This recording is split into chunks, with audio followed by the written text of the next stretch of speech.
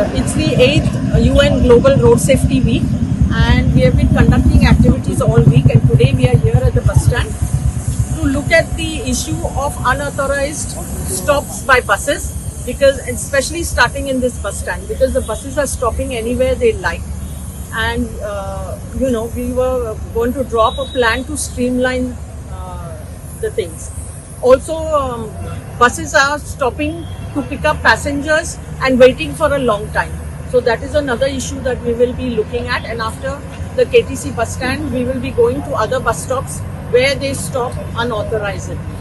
Another thing that the streamlining of this bus stand, Bob Andrekar, he has just said to us that they have already sent a proposal to their head office to put in some aspects of parking of the buses and alighting the passengers and things in place. This has gone out in January, but till date it has not taken, financial approval has not been gotten. So we will be following up on that, which will be very helpful to the passengers, especially the city buses that stop here. Because city buses are, as soon as the shuttle buses come, the city buses reverse and go back and try to pull the passengers into their buses. So that is one very important thing, that dangerous thing that is happening in the KTC bus stand. And then from here we will be going forwards to other areas where we find, we have heard complaints from the Ake area where the same thing is happening, that buses are stopping and pulling passengers from whichever side to come into my bus.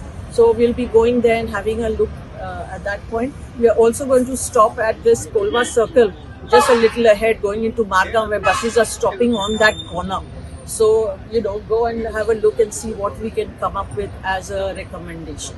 And today here, with GoaCan, we have the representation from the ADT's office, Enforcement South. There's Percy and Babai Sawan, then Savaikar.